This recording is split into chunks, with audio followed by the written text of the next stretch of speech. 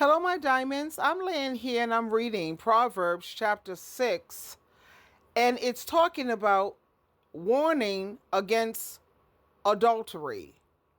And I notice in the Bible, all throughout the Bible, when it's giving warning about adultery or when it gives warning about cheating, it's always addressing and speaking to my son. It's always speaking to the man, the males. And it's never addressing the women when it comes to cheating and when it comes to adultery, because when you read Proverbs, it's a book of wisdom.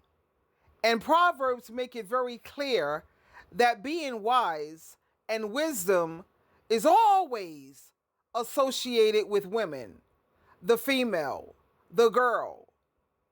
When it says to listen to wisdom, follow her. All throughout the Bible, God don't have to really tell women how to behave. You know, they say how to be submissive to your husband, but that's not a command. But, there's a difference between instructions and there's a difference between a command. A command means it's not negotiable. It's not to be negotiated. There's no getting around it. This is something that God and Jesus Christ, they don't play with it. Like when it says submit to your husband, that's not a command, that's an instruction. But back to my point, I'm looking at warning against adultery, Proverbs chapter 6, and it says, "My son, keep your father's command and do not forsake your mother's teaching." It says, "Remember their words always. Tie them around your neck and keep them over your heart. Let this teaching lead you wherever you go. It will watch over you even while you sleep. And when you wake up, it will give you good advice. Your parents give you commands and teachings that are like lights to show you the right way to go. This teaching corrects you and trains you to follow the path to life." And here, when it speaks about men avoiding adultery, in verse 24, it says, "The teachings of your parents, especially following your mother's instruction, it stops you from going to an evil woman, and it protects you from the smooth talk of another man's wife. Such a woman might be beautiful, but don't let that beauty tempt you. Don't let her eyes capture you. A prostitute might cost a loaf of bread, but the wife of another man could cost you your life. If you drop a hot coal in your lap, your clothes will be burned. If you step on one, your feet will be burned. If you sleep with another man's wife, you will be punished." So it's like, and it says here in verse 32, "But a man who commits adultery is a fool.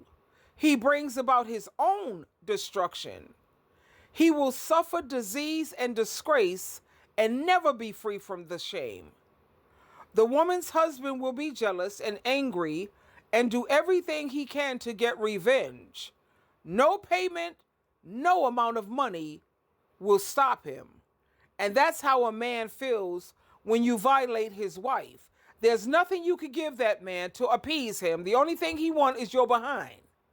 But the point here is that the scriptures always have to keep telling men to keep their eggplant and their corn on the cob where it belongs. And yet, throughout the scriptures, they don't have to tell women to do that.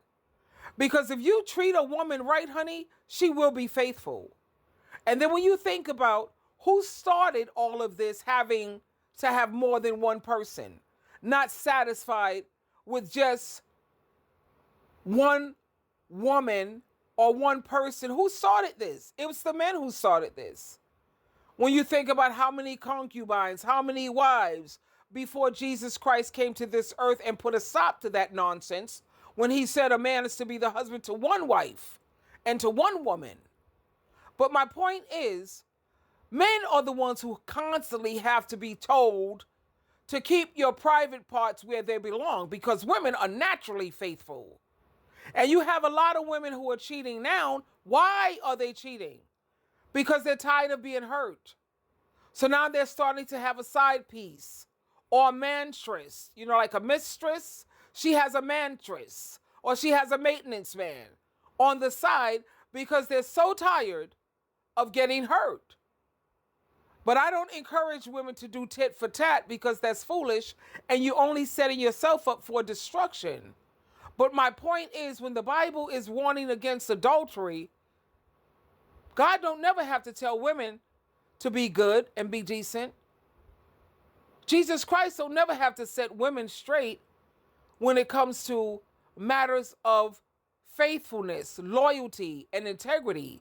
God have to constantly stay on these men's behind to live right and do right. Twinkle, twinkle, twinkle.